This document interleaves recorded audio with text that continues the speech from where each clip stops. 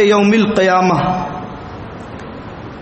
وأن أعمال بني آدم وقولهم يوزن وقال مجاہد القسطاس العدل بالرومیہ ويقال القسط مصدر المقسط وهو العادل واما القاسط فهو الجائر۔ امام بخاری رحمۃ اللہ تعالی علیہ نے اخیر میں ایک باب رکھا ہے، یہ باب ہے میزان عمل کے تعلق سے، کہ تمام بندوں کے اعمال قیامت کے دن جس ترازو میں تولے جائیں گے اس کا نام ہے میزان عمل۔ ٹھیک ہے، امام بخاری رحمۃ اللہ تعالی علیہ نے اخیر میں میزان کا باب کیوں رکھا، جبکہ انہوں نے شروعات کی تھی کتاب الوحی سے، کیف کان بدء الوحی الی رسول اللہ صلی اللہ علیہ وسلم۔ وجہ اس کی یہی ہے کہ ہمارے اعمال و عقائد کا دار و مدار وحی الہی پر ہی ہے۔ ٹھیک ہے، وحی الہی پر پورے اسلام اور ایمان کا دار و مدار ہے، اور وزن اعمال یہ طے کرے گا کہ کون بندہ فائز المرام ہے اور کون خائب و خاسر ہے۔ ٹھیک ہے، اس لیے شروعات انہوں نے وحی سے کی اور اختتام کیا میزان پر۔ ٹھیک ہے، امام بخاری رحمۃ اللہ تعالی علیہ نے جو یہ ترجمۃ الباب باندھا ہے، امام بخاری کا ترجمۃ الباب اپنے آپ میں خود ایک مستقل فن ہے۔ آج 1000 سال کا زمانہ گزر گیا اور سینکڑوں محدثین نے ترجمۃ الباب پر کام کیا، اپنے اپنے زمانے میں اس کی تشریحات کی، مگر ابھی بھی کوئی یہ نہیں کہہ سکتا کہ میں نے اس سمندر کے سارے موتیوں کو اپنے دامن میں سمیٹ لیا۔ میں نے اپنے اساتذہ سے سنا اور اپنے اکابرین کو پڑھا کہ امام بخاری کا ترجمۃ الباب اپنے آپ میں خود ایک علمی خزانہ ہے۔ امام بخاری نے اخیر میں جو یہ رکھا ہے کہ وَنَضَعُ الْمَوَازِينَ الْقِسْطَ لِيَوْمِ الْقِيَامَةِ، اور ہم قیامت کے دن انصاف کا ترازو رکھیں گے۔ ٹھیک ہے، موازین یہاں پہ جمع استعمال ہوا، قرآن پاک کی یہ آیت ہے۔ عظمت کے پیش نظر کسی بڑی چیز کو بتانا ہوتا ہے تو ہم جمع کا صیغہ استعمال کرتے ہیں، یہ آپ نے پڑھا ہے کئی مقام پر۔ اور اس بارے میں کہ وَأَنَّ أَعْمَالَ بَنِي آدم، کہ بنو آدم کے اعمال اور ان کے قول یہ تولے جائیں گے۔ ٹھیک ہے، امام بخاری کی یہ عادت ہے کہ وہ تشریحات بھی مختلف مقامات پر پیش فرماتے ہیں، جو الفاظ غیر واضح ہوتے ہیں اس کی وضاحت بھی فرماتے ہیں۔ تو فرماتے ہیں کہ مجاہد نے فرمایا کہ القسطاس اور القسطاس یہ دونوں لغتیں ہیں۔ القسطاس العدل بالرومیہ، کہ قسطاس کا جو لفظ ہے اس کا معنی ہے عدل، انصاف رومی زبان میں۔ ٹھیک ہے، حالانکہ اس سے یہ ظاہر ہوتا ہے کہ قرآن مجید کے اندر کچھ الفاظ ایسے ہیں جو دوسری زبانوں کے در آئے ہیں، دوسری زبانوں سے آ گئے ہیں۔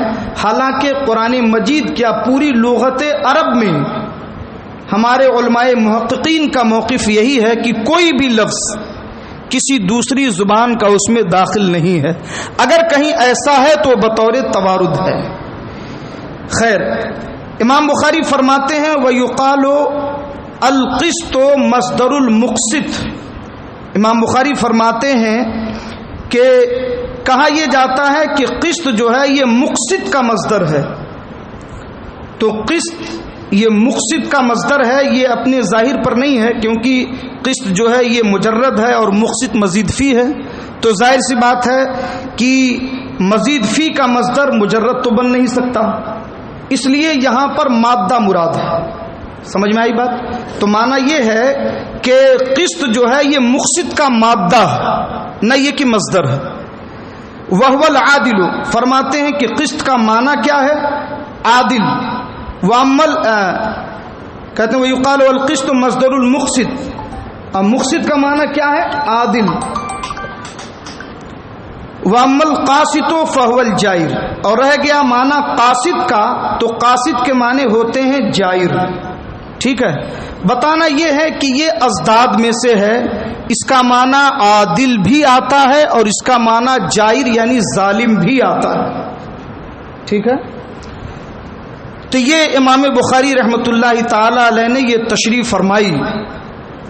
اب یہاں پر آپ حضرات ایک بات پہ اور بھی غور فرمائیں کہ امام بخاری رحمۃ اللہ تعالی علیہ نے بالکل اخیر سبق میں یہ جو میزان کے تعلق سے اپنی گفتگو رکھی ہے، اس میں ایک خاص پیغام آپ کے لیے بھی ہے.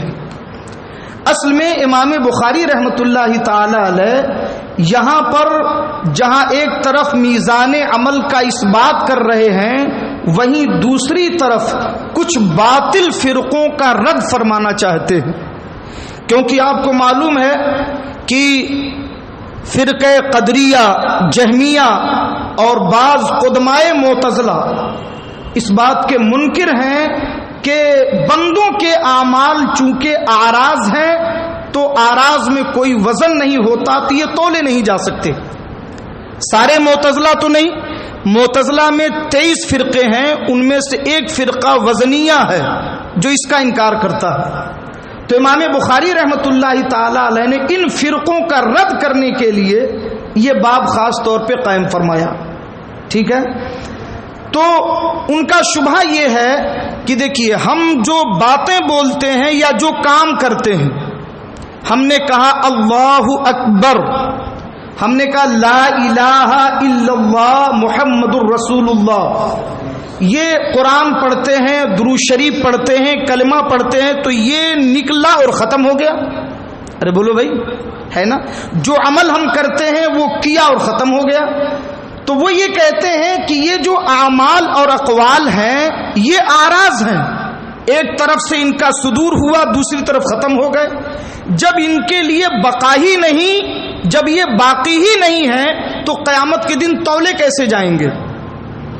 دوسرا شبہ ان کو یہ ہے کہ یہ کہتے ہیں کہ دیکھو آراز کے اندر تولنے کا تصور ہی نہیں ہو سکتا، کیونکہ ثقل اور خفت، بھاری پن اور ہلکا پن یہ آراز کی صفت بن ہی نہیں سکتے.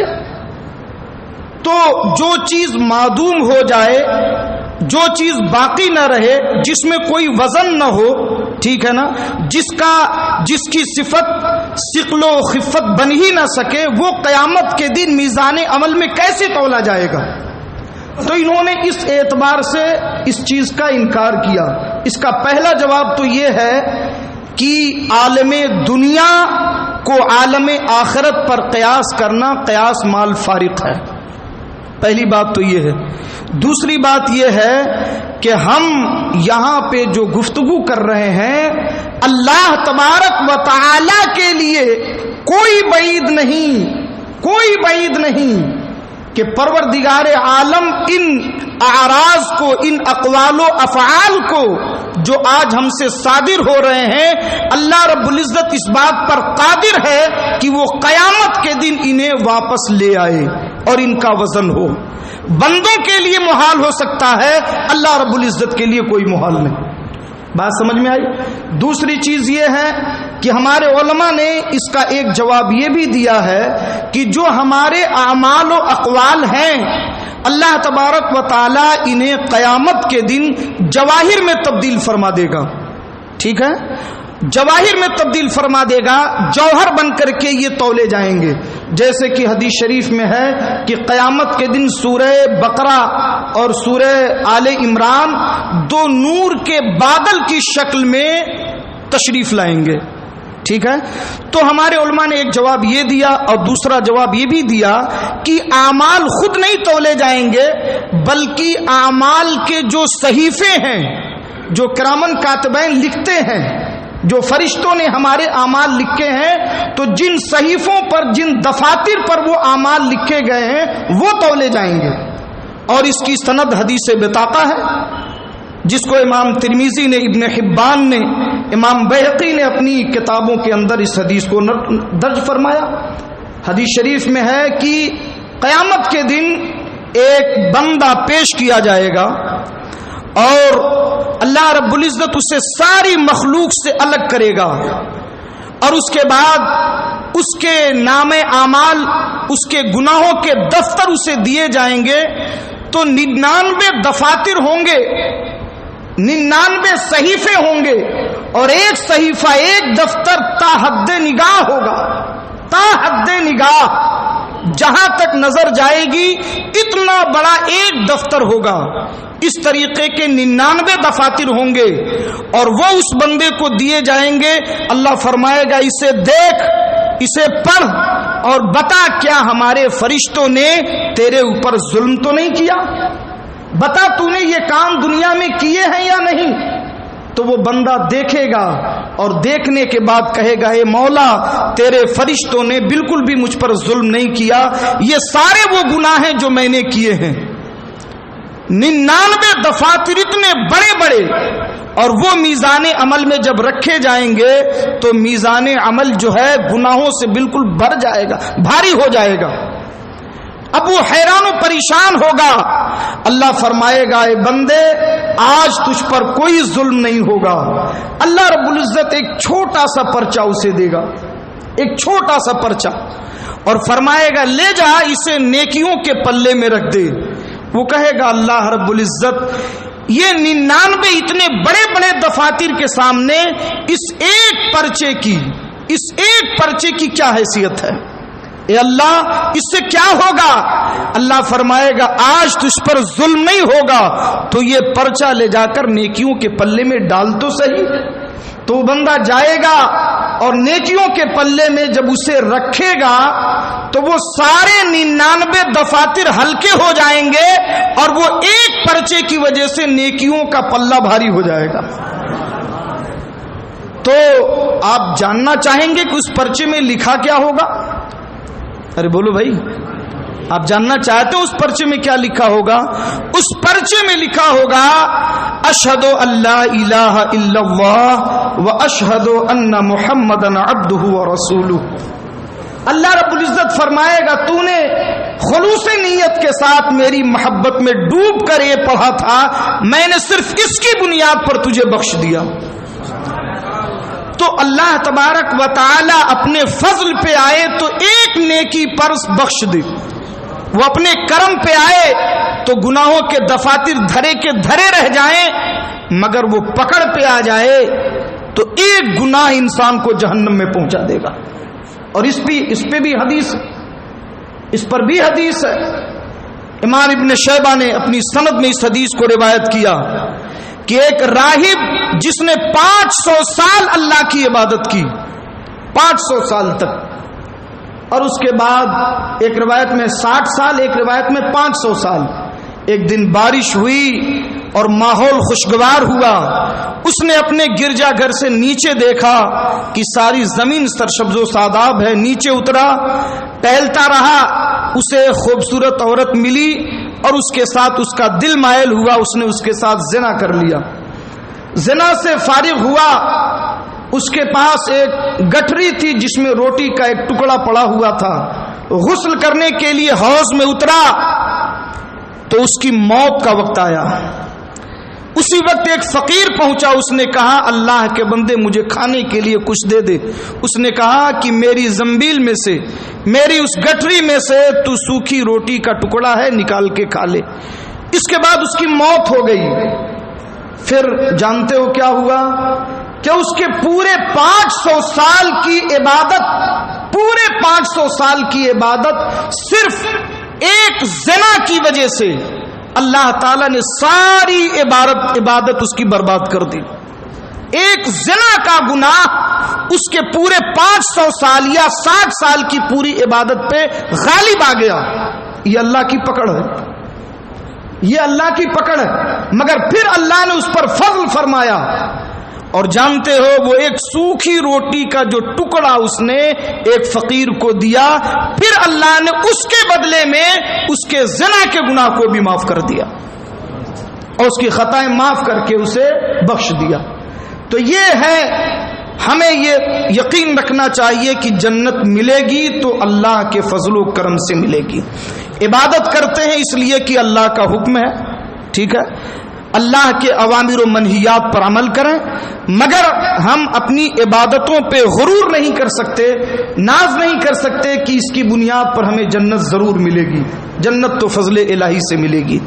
بہرحال اب یہاں پر ایک بات اور بتا دیں کہ امام بخاری کے اس باب سے سمجھ میں یہ آتا ہے کہ تمام بندوں کے اعمال تولے جائیں گے، حالانکہ ایسا نہیں ہے، بندے تین قسم کے ہوں گے، ٹھیک ہے۔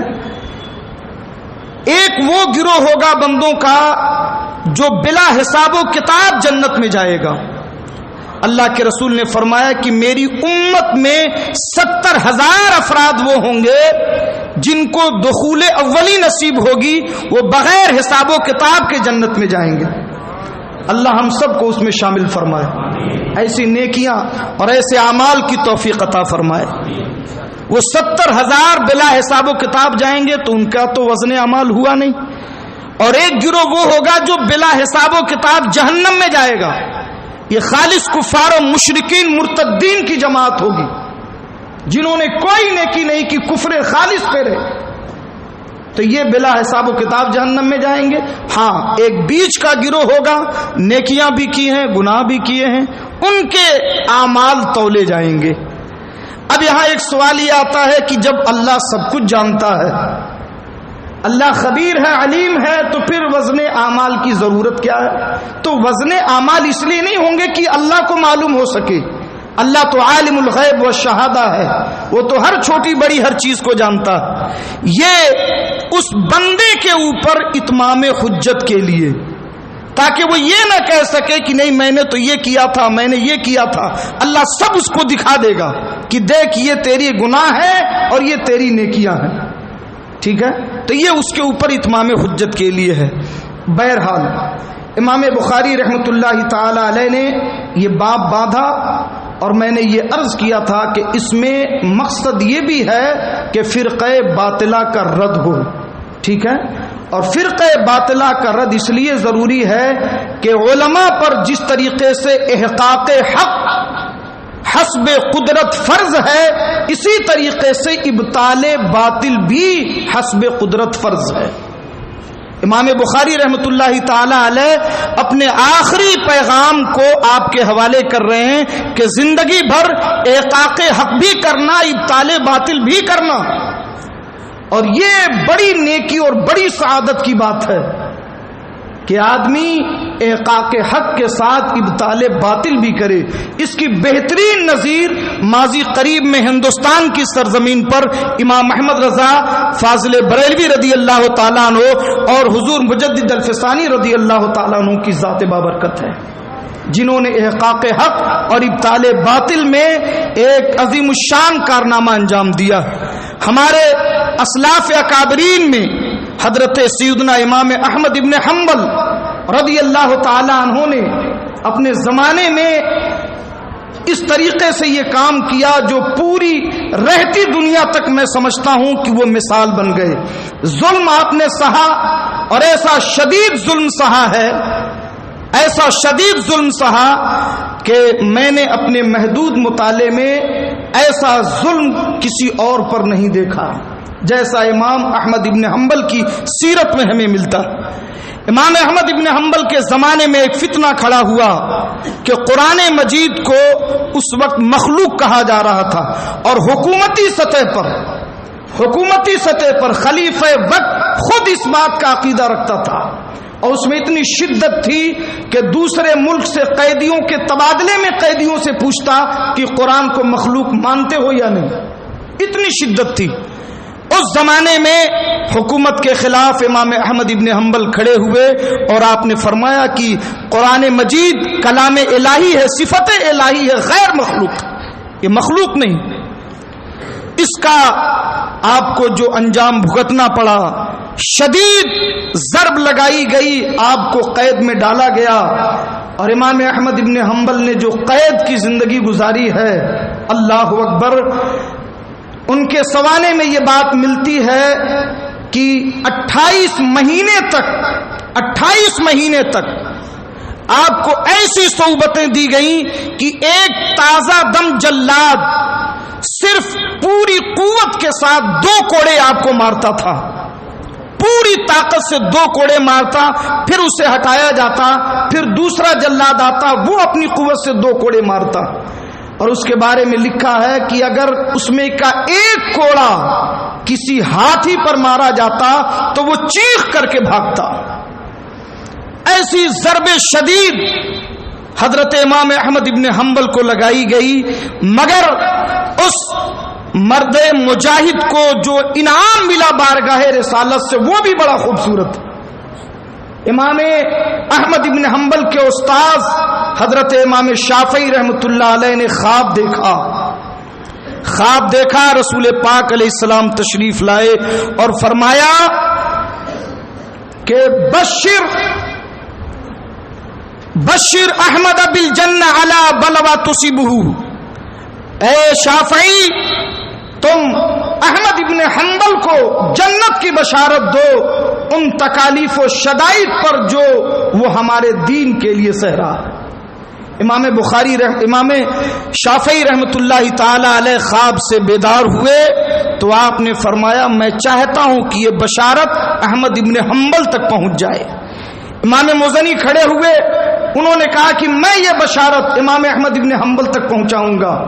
آپ دیکھیں دین کی خدمت کی کیسی قدر ہوتی ہے اور ہمارے اکابرین نے کیسی قدر کی ہے کہ جب امام مزنی پہنچے حضرت امام احمد ابن حنبل کے پاس اور کہا کہ آپ کے استاذ امام شافعی نے یہ خواب دیکھا ہے اور رسول پاک علیہ السلام نے یہ بشارت آپ کو دی ہے، تو حضرت امام احمد ابن حنبل نے خوشی میں اپنا کرتا اتار کے بشارت سنانے والے کو دے دیا۔ جو کرتا وہ پہنے تھے جس پر آپ کو ضربیں لگتی تھی وہ کرتا اتار کے تحفے میں دیا۔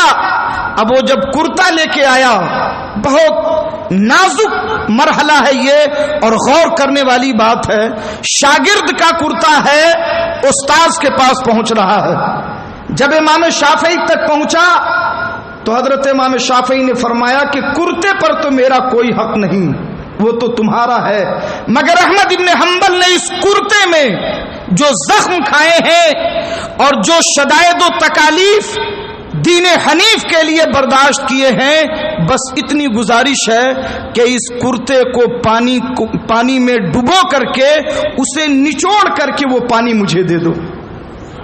یہ کون کہہ رہا ہے؟ استاذ کہہ رہے ہیں اپنے شاگرد کے کرتے کے لیے، صرف اس لیے کہ ابطال باطل میں انہوں نے جو مصائب سہے ہیں اس کرتے کو پہن کر کے۔ اور پھر امام مزنی نے اس کرتے کو بھگویا اور اس کا اوسارا ایک مٹی کے کٹورے میں دیا تو امام شافعی رحمت اللہ تعالی علیہ نے اسے تبرکن پی لیا اور اپنے سر پہ اپنے بدن پہ ڈالا کہ یہ ایک مجاہد اسلام کے کرتے کا غسالہ ہے۔ اس لیے آپ کو میں یہ نصیحت کرتا ہوں کہ دین کے معاملے میں آپ کو سب سے بڑا انعام بارگاہ رسالت سے ملے گا، اس لیے احقاق حق اور ابطال باطل اپنی زندگی کا شیوا بنائیں، اس راستے پہ قائم رہیں اور اسی میں کامیابی ہے۔ امام بخاری رحمت اللہ تعالی علیہ آخری حدیث روایت فرماتے حدثنا احمد بن اشکابہ، ہم سے حدیث بیان کی احمد ابن اشکاب نے، فرماتے ہیں قال حدثنا محمد بن فضیل، ہم سے حدیث بیان کی محمد ابن فضیل نے، وہ روایت کرتے ان عمارۃ بن القعقاع، عمارہ ابن قعقاع سے، ان ابی زرعہ، وہ روایت کرتے حضرت ابو زرعہ سے، وہ روایت کرتے حضرت ابو ہریرہ رضی اللہ تعالی عنہ سے۔ ٹھیک ہے، فرمایا قال النبی صلی اللہ علیہ وسلم، حضرت سیدنا ابو ہریرہ روایت فرماتے ہیں کہ نبی کریم صلی اللہ علیہ وسلم نے ارشاد فرمایا کلمتان حبیبتان الی الرحمن خفیفتان علی اللسان ثقیلتان فی المیزان سبحان اللہ وبحمدہ سبحان اللہ العظیم۔ آپ سب لوگ پڑھیے سبحان اللہ وبحمدہ سبحان اللہ العظیم۔ حضرت ابو ہریرہ فرماتے ہیں کہ نبی کریم صلی اللہ علیہ وسلم نے ارشاد فرمایا کہ دو کلمے ہیں، یہاں جو کلمہ کہا گیا یہ نہ تو نحوی ہے نہ صرفی ہے بلکہ عرفی ہے۔ جیسے قرآن مجید میں فرمایا مثل کلمۃ طیبہ، ٹھیک ہے؟ تو یہ دو کلمے ہیں حبیبتان الی الرحمن، جو رحمان کو پیارے ہیں، اللہ کو بڑے پیارے ہیں یہ دو کلمے، ٹھیک ہے؟ اب وہ دو کلمے جو اللہ کو بہت پیارے ہیں، پھر کیا فرماتے ہیں؟ خفیفتان علی اللسان، اللہ کو بہت پیارے ہیں، مگر یہ نہ سمجھنا کہ جو دو کلمے اللہ کو بہت پیارے ہیں بہت لمبے ہوں گے، بہت مشکل اس کی ادائیگی ہوگی۔ حضور فرماتے ہیں خفیفتان علی اللسان، یہ زبان پہ بڑے ہلکے ہیں، بڑی آسانی سے ادا ہو جاتے ہیں۔ تو زبان پہ ہلکے ہیں مگر میزان عمل میں ہلکے نہیں ہیں۔ حضور فرماتے ہیں ثقیلتان فی المیزان، میزان میں بہت بھاری ہیں، اور اتنے بھاری ہیں کہ میزان عمل کے بارے میں آپ نے علماء سے سنا ہوگا کہ ایک پلہ اتنا بڑا کہ ساتوں زمین و آسمان سما جائے، مگر یہ جو حدیث شریف میں جو حضور نے فرمایا جب اسے بندہ پڑھ لے گا تو اللہ تبارک و تعالی ایک مرتبہ پڑھنے سے پورا میزان عمل بھر دے گا، اتنا بھاری ہے میزان عمل میں۔ حضور نے فرمایا دو کلمے ہیں جو رحمان کو پیارے ہیں اور زبان پہ ہلکے ہیں، ثقیلتان فی المیزان، میزان پہ بہت بھاری ہیں، زبان پہ ہلکے، میزان پہ بہت بھاری۔ کون ہے؟ سبحان اللہ و بحمدہ سبحان اللہ العظیم، سبحان اللہ و بحمدہ سبحان اللہ العظیم۔ حدیث شریف میں ہے ایک روایت میں کہ جو مسلمان اسے روزانہ 100 مرتبہ پڑھے، اگر اس کے گناہ سمندر کے جھاگ کے برابر بھی ہوں گے تو اللہ معاف کر دے گا۔ اسے اپنی زندگی کا وظیفہ بنا لیجئے، سبحان اللہ و بحمدہ سبحان اللہ العظیم۔ اور مزے کی بات یہ ہے کہ امام بخاری کو اپنی کتاب ختم کرنی ہے اور اخیر میں اللہ کی حمد و ثنا پر آدمی اپنی گفتگو کو ختم کرتا ہے۔ امام بخاری نے اس کے لیے اپنی زبان سے اپنی کوئی تحریر نہیں پیش کی، بلکہ ختم کیا اللہ کی حمد پر، اللہ کی تسبیح پر، مگر اس کے لیے بھی اپنی طرف سے کوئی جملہ نہیں لکھا، وہ جملے استعمال کیے جو افضل الحامدین جناب محمد الرسول اللہ صلی اللہ علیہ وسلم کی زبان فیض ترجمان سے صادر ہوئے۔ تو حدیث بھی مکمل ہو گئی، کتاب بھی ختم ہو گئی، اور امام بخاری کو اپنی طرف سے کوئی جملہ نہیں لکھنا پڑا۔ یہ امام بخاری کا فقیہانہ اور محدثانہ کمال ہے۔ اب ذرا تھوڑی سی تشریح اس جملے پر، سبحان اللہ و بحمدہ سبحان اللہ العظیم۔ سبحان کے معنی کیا ہوتے ہیں؟ اللہ کی تسبیح کرنا۔ تسبیح کا مطلب کیا ہوتا ہے کہ اللہ تبارک و تعالی ان تمام چیزوں سے پاک ہے جو اس کی شان کے لائق نہیں۔ تسبیح کا ہی مطلب ہوتا ہے سبحان اللہ۔ تسبیح اللہ رب العزت کی تنزیہ کرنا، اللہ کی پاکی بیان کرنا ان تمام چیزوں سے جو اس کی شان کے لائق نہیں ہے۔ تو یہ تمام صفات سلبیہ کو عام ہے۔ سبحان اللہ کا جملہ تمام صفات سلبیہ کو عام ہے۔ اور بحمدہ، حمد کس کو کہتے ہیں؟ آپ نے پڑھا ہے، والثناء باللسان علی الجمیل الاختیاری، کہ زبان سے تعریف کرنا اختیاری خوبیوں پر۔ تو یہ حمد کا جو صیغہ ہے یہ تمام صفات ثبوتیہ کو شامل ہے، تمام صفات ثبوتیہ کو۔ تو یہ دو جملوں میں اللہ کی تمام صفات سلبیہ اور تمام صفات ثبوتیہ کو عام رکھا گیا، اس کا احاطہ کر لیا گیا ہے، ٹھیک ہے نا؟ اس لیے یہ دونوں جملے میزان عمل پہ بہت بھاری ہیں، بہت بھاری ہیں، کہ اللہ کی تسبیح بھی ہوئی اور اللہ رب العزت کی حمد بھی ہوئی۔ اور یہی وجہ ہے کہ تسبیح کا جملہ پہلے رکھا اور تحمید کا جملہ بعد میں رکھا اس لیے کہ تسبیح جو ہوتی ہے یہ تنزیہ کے معنی میں ہے، اور تنزیہ کے لیے تخلیہ چاہیے، ٹھیک ہے، اور تحمید جو ہے یہ تحلیہ کو چاہتا ہے، اور ظاہر سی بات ہے کہ تخلیہ یہ پہلے ہوتا ہے، تحلیہ بعد میں ہوتا ہے، ٹھیک ہے نا۔ پہلے کوئی چیز خالی ہوگی تب تو وہ بھری جائے گی۔ ہمارا کلمہ کیا ہے؟ لا الہ، کوئی معبود نہیں، کوئی معبود نہیں، نہ پیڑ نہ پتھر نہ اونٹ نہ گھوڑے نہ جانور نہ انسان نہ جنات، مخلوق میں کوئی نہیں، کوئی معبود نہیں۔ یہ کیا ہے؟ یہی تخلیہ۔